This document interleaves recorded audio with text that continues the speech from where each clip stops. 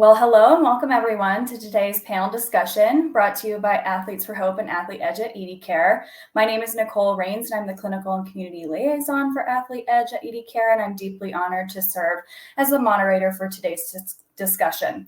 As many of you are aware, May marks Mental Health Awareness Month, providing us with a value opportunity to shed light on the topic of mental wellness within the realm of athletics.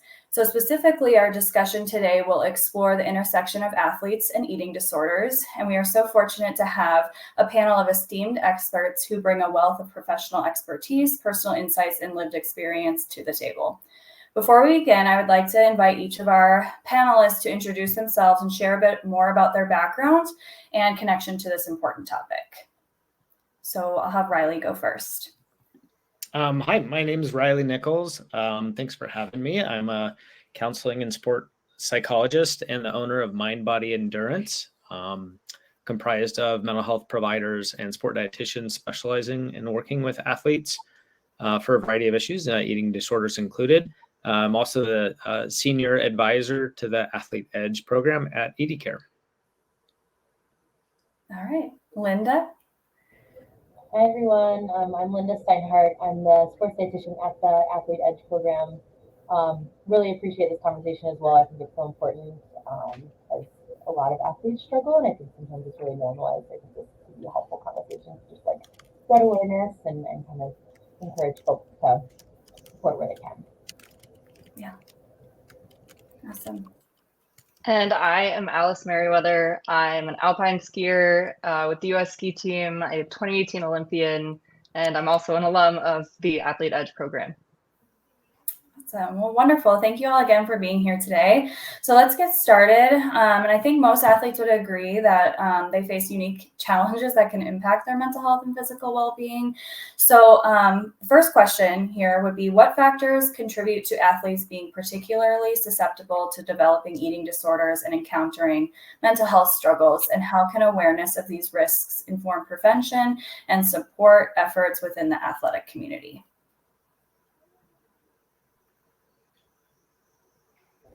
Can happen. I think it's a great question. I think athletes have, the typical risks of like a core population. We live in a very kind of diet culture society oftentimes. And so there's those risks, but then they have some additional kind of things that come up in sport. So things I think about are like competing for playing time, or if they have an injury, sometimes that can kind of spark the desire to change the way someone eats or change the way that they might look or appear. I also think that athletes oftentimes, not always, but can be pretty dedicated to their sport, have a lot of discipline or drive, be pretty perfectionistic sometimes. And sometimes, that can be helpful for them in some ways. And sometimes, if in the hands of an eating disorder, it can kind of drive them further into it.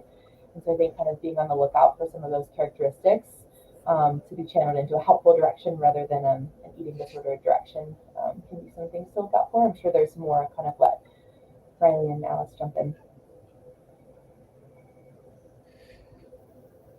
I mean, in my own personal experience, I see a lot of perfectionism both in myself and in a lot of the women that I compete with and that I'm on a team with. And for me, that kind of really dragged me, like you said, into the eating disorder and allowed it to fester for a long time, because I was convinced that the behaviors I was going through and I was using were making me a better athlete, that I was going to look like more of an athlete, or that I was eating like a real athlete. And that kind of drive and dedication that has gotten me far in sport switched to a very harmful level in my eating disorder. But what was really cool then and very powerful in my recovery is that it turns out you can channel that as well to good. And once I realized that I could use kind of the drive and determination that I have for skiing, that went the wrong way when the eating disorder started, I could then use that to dedicate myself to recovery and channel that passion, weirdly, into getting healthy again, getting better, finding joy. So it goes both ways, thankfully. Yeah, I agree. I think with what Linda said, just in terms of vulnerabilities for individuals to develop eating disorders, I think, of course, athletes are not immune to that. So there's like a kind of like a biopsychosocial model. So a genetic kind of maybe underlying vulnerability to struggle in these ways. And then kind of the temperament of, like Alice mentioned, kind of the perfectionism, very high achieving individuals, insightful, motivated, dedicated, and commitment is off the charts. But also that temperament is typically kind of a high self-punitiveness, self-criticalness, lacking compassion and patience towards oneself. So that wiring is kind of a commonality, I guess. And then the environment is the other piece, and can either kind of manifest these underlying vulnerabilities or have them remain dormant. I think all of us as human beings that are risk factors and vulnerabilities are oftentimes maybe intensified in states of stress, like internally or externally. And I think aspects of sport certainly can be stressful for a variety of reasons, and can be pressurized. And that's not inherently problematic, but I think it can exacerbate some of these underlying vulnerabilities too. So I think from a prevention standpoint, I think just having sensitivity and awareness to that, and of course we can't change someone's genetics or temperament even, but I do think the environment and the sporting environment too is something that we can kind of continue to collectively try to address and make more supportive and conducive for athletes to thrive as human beings, but also as athletes too. Yeah, absolutely. That kind of segues into our next question is how can coaches and trainers more effectively recognize and support athletes who exhibit signs of eating disorders and mental health concerns within their teams or training environments in general?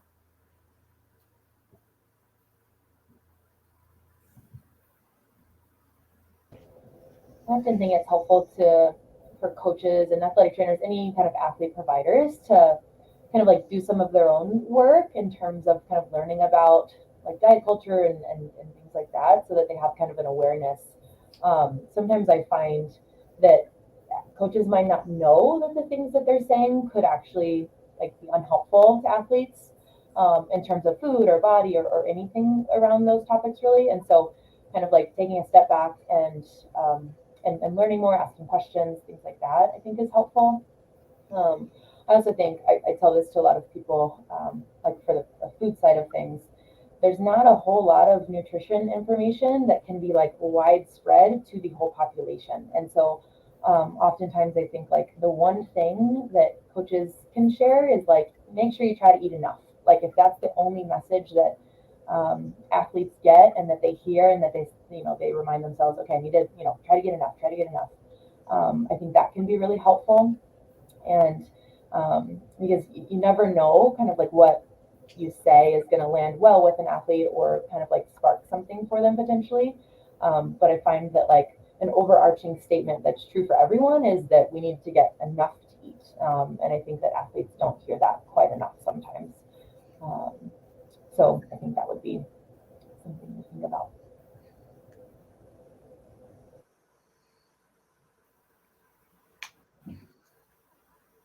I'll take it from here. I fully agree with that. I mean, what coaches say to athletes is so impactful. And I mean, from the time I went to a high school that was specific to skiing, I heard so many different things about what was good to eat, what was bad to eat, what we should be eating, how much, and then so much body talk just of what the ideal body looks like and what eating different foods was going to do to my body. And while sometimes that's meant to be constructive and positive, and especially, I mean, as an alpine skier, that's kind of what we call a gravity sport, right? Like I feel lucky that it isn't an aesthetic sport or something that, you're trying to stay super lean or light for to be fast. Like I always heard, you got to eat more, you need more gravity to pull you down the hill. And then the flip side of that was that at this high school that I went to, there was this running joke of, well, Alpine girls, like they always eat dessert. Alpine girls don't shy away from food. And we kind of embraced that, like loved it, yeah, we're the Alpine girls, we love eating. But it also ingrained a lot of very harmful and like self-detrimental patterns that I didn't catch on to at the time. And it was something that teammates and coaches and other athletes and other sports all kind of played into, that doesn't seem super harmful in the moment, but can affect people years down the road. And I definitely felt that myself. But later on, when I was struggling with my eating disorder, what was really helpful is that my coaches, even though they weren't super educated, they wanted to get educated. Like my coaches are a bunch of European men and had definitely not learned a thing about eating disorders in their lives. And it was really, really powerful for me to see them, get out of their comfort zones and ask me questions about what I was learning, what I was going through, and to just ask how they could help me instead of trying to assume they knew how to help me or be there to support me. They just wanted to know what they could do. And that gave me space to feel comfortable with them and to share what I was going through, and to then also help them help me in that way. So I think kind of that space and patience was really huge on their part. That's great feedback, Alice. I think foundationally, I think with coaches and athletic trainers, I always operate that they always have the athletes, their intentions are pure, and they have really good intentions and care for athletes. So I always operate under that. I also think that it's important for coaches and athletic trainers to recognize the power and influence they have just in the athletes they have touch points with as well. And like a lot of things in life, you don't know what you don't know. And I think sometimes kind of a lack of maybe sensitivity or understanding can be challenging and can actually be really interfering and supporting an athlete in ways that that all sport providers, I think, intend to. I think with that said, the kind of just the warning signs of struggles, I think, are important just for us all to be mindful of, and certainly not exhaustive lists, but yes, there's certainly perhaps some dysregulated eating patterns, rigidity with food, absolutely. But I think the psychological component is pretty notable in terms of like mood fluctuations or just lack of maybe connectedness with teammates or others in ways that maybe have changed and shifted.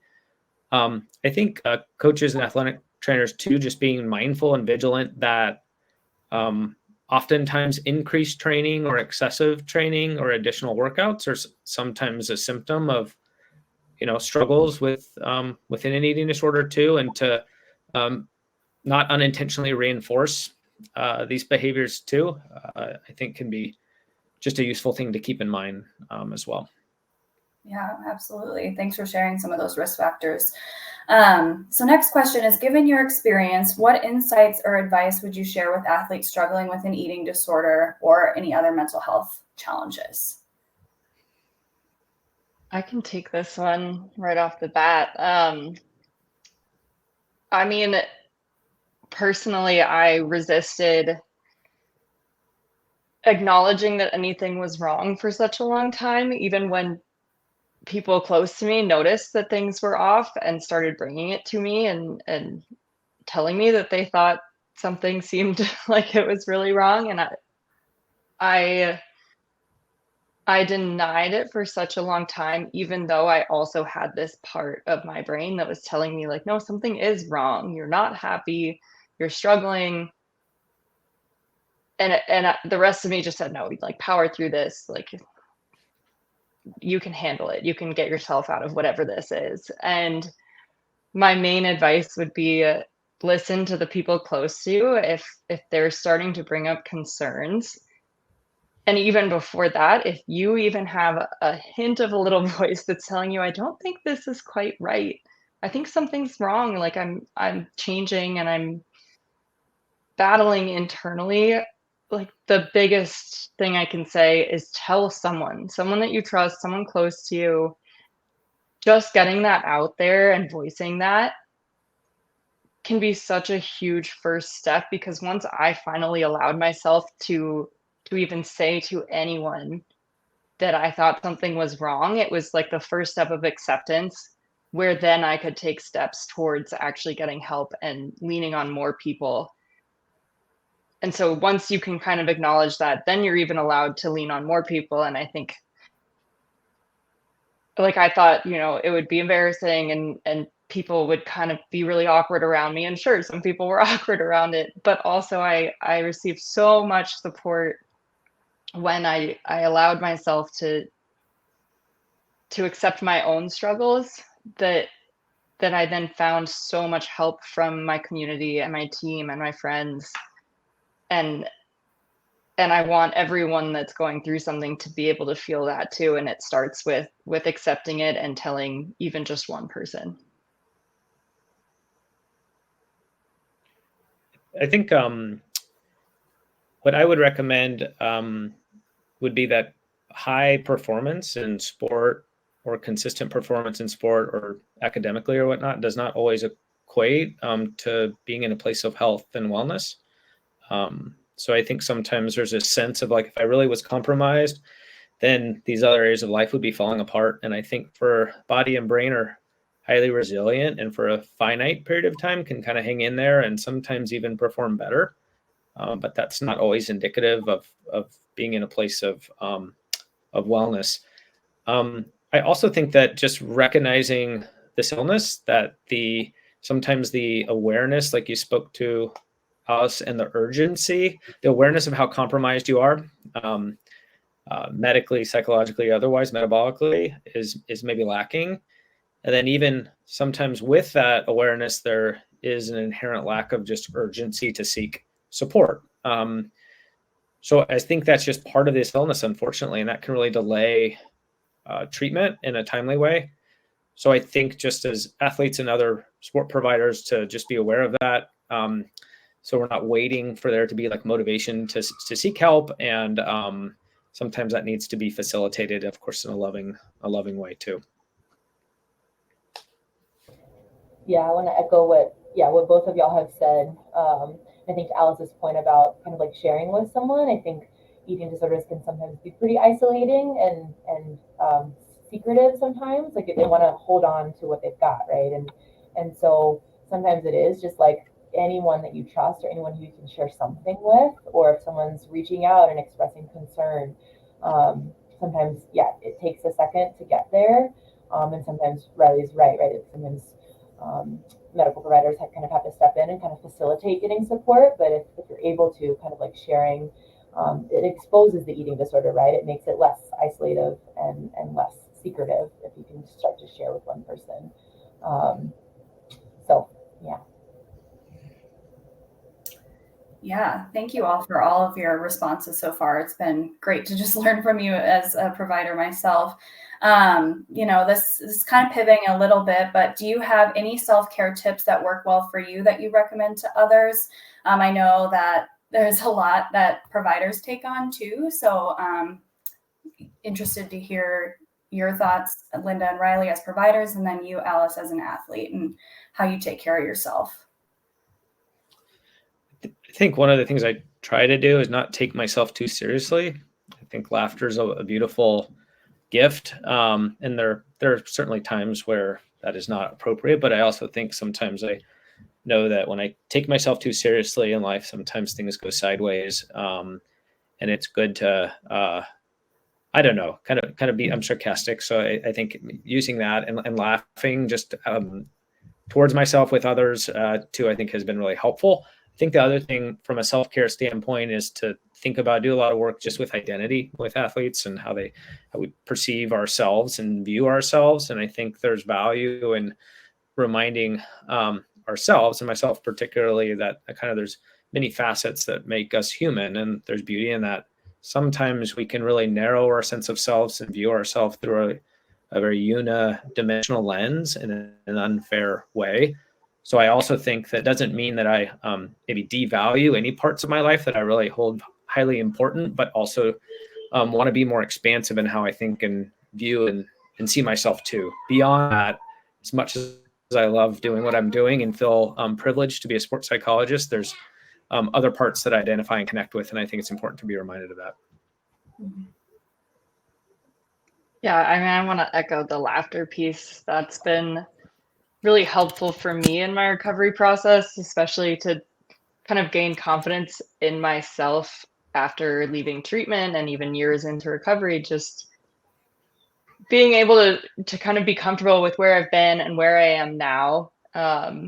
Like I'll very bluntly be like, oh well, like yeah, when I was at eating disorder treatment, like blah blah blah, and like it shocks a lot of people, but to say it like with a smile and just accept it and be proud of that part of myself, like weirdly is an important piece of who I am, and like I very much accepted that part of my identity. But in terms of other self-care things for me, just being outside, being in fresh air, whether it's moving, going for a walk or a hike, or even just sitting in the sun and being one with the outdoors is really centering for me. And so I try to lean into that any time that I can. And also journaling has been a big part of my journey, being able to put my thoughts and feelings on paper. And even if I never share it with anyone, never go back and read it, anything like that, just to kind of get it out and be done with it is really helpful.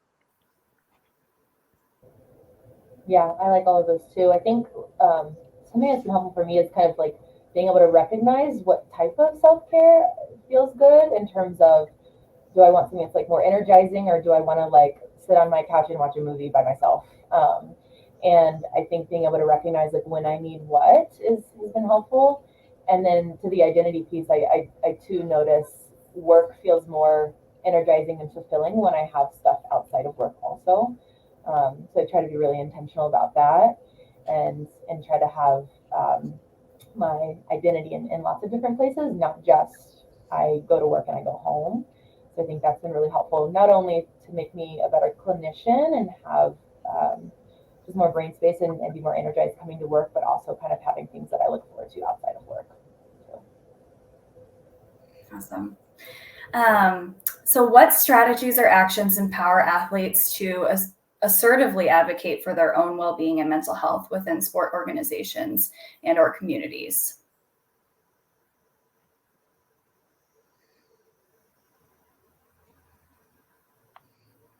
I mean, something I've been very empowered by is just sharing my own story. I've connected with so many athletes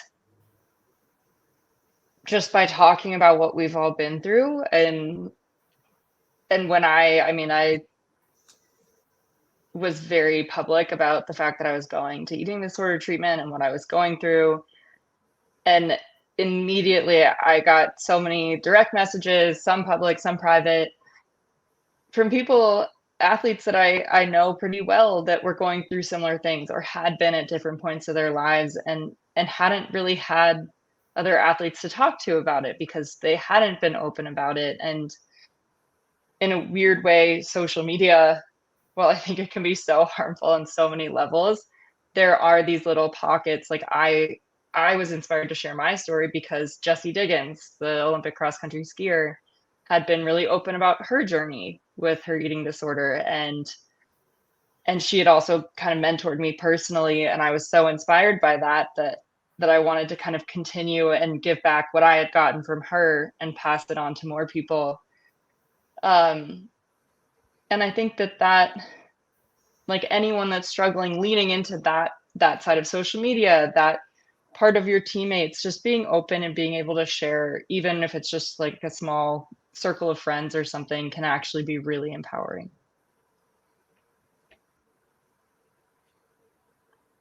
Go ahead, Linda. Yeah, I think it can be hard sometimes, especially if an athlete is in an environment where there is some like normalized disordered eating, or maybe the coach has made comments, again, well-intentioned, but maybe they didn't land right or things like that. And so I think if an athlete's in that situation, kind of if there are kind of like providers, whether it's dietitians or therapists, my lights are automatic, sorry, that can maybe be like that advocate for the athlete, to a coach or an athletic trainer or whatever the case may be, to kind of like help change that environment. I think Riley made a really good point earlier that the environment that an athlete is in, it really matters, in terms of the influences that they might hear or internalize around food and body. And so if an athlete kind of needs to kind of reach out to a provider to help them advocate, I think that can also be an avenue to go down. I think most athletes are very aware and have longstanding experiences with physical injuries. When stuff comes up that kind of nags at you on the body, that's maybe tweaked or strained, a muscle or whatnot too, that's not improving, they kind of, I think, are very aware if you don't get timely targeted treatment, that physical injury is likely going to persist and or intensify and become more interfering. And I think the same holds for mental health struggles too. Sometimes they're maybe not as visible or observable as maybe some physical injuries, but that doesn't mean that they are less significant, impactful, or interfering. So I think the recommendation I would give is just like physical injuries, timely targeted treatment is so key. And I think one, for athletes, it's recognizing and understanding where potential resources are in-house, whether that's their sport organization, at school, who those people are, and leveraging them to the fullest, right? And then if they're not available in-house, then seeking outside providers or referrals too. I think a lot of it's just knowledge, and some athletes are very aware of the resources available to them, and then others might not be aware or might not be aware of stipulations or things that can support you getting mental health treatment in ways that are so needed too. There might be some myths or just some fears that if I seek care in these areas, then coach might find out or needs to know, and that's not necessarily the case. And there are kind of rules and laws in place to kind of safeguard an athlete to get the help and care that's needed. Yeah, such helpful advice from all three of you, for sure. I just want to take the opportunity to just share any final thoughts as we're wrapping up this panel and Mental Health Awareness Month about this topic that's super important. So just leave any final thoughts for y'all. I mean, I'd just say I'm grateful to have the opportunity to participate here. I mean, working with Athletes for Hope as a whole being athlete ambassador is a really special way for me to use my platform and to be a part of things like this. So thank you for giving me the opportunity, and hopefully reach more athletes that might need to hear stuff like this.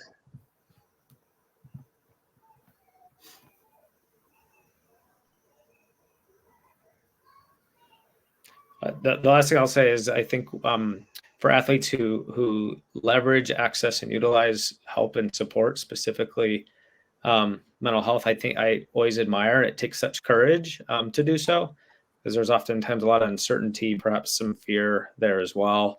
And there's maybe also maybe ego, pride too, but I also think it takes a lot of maturity and humility and courage to seek help. So I'm always, as a provider, just humbled by the opportunity to try to provide support to athletes seeking out care, and then also to